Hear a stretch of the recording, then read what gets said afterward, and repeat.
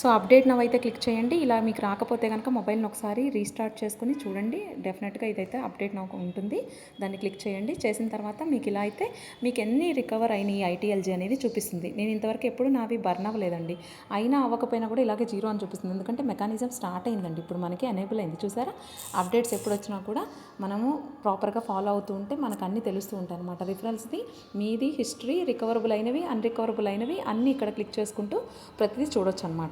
తర్వాత మీకు ఇక్కడ మీకు పైన టాప్లో చూపిస్తున్న బుక్ టైప్లో ఉంది చూసారా, అక్కడ క్లిక్ చేయగానే ఇలా మీకైతే అంత డీటెయిల్గా వెరిఫికేషన్ ప్రాసెస్, అంటే వెరిఫికేషన్ కాదు, మీ సైకిల్స్ ఎన్ని చేయాలి చెప్పా కదండి. 10 days తర్వాత ఒక 4 times చేయగలిగితే కనుక మీరు కంప్లీట్గా మీకు బర్న్ అయిపోయిన టోకెన్స్ అన్నీ కూడా రికవర్ అయ్యే ఛాన్స్ ఉంటుంది. ఆ మ్యాటర్ అంతా ఇక్కడ ఉందన్నమాట.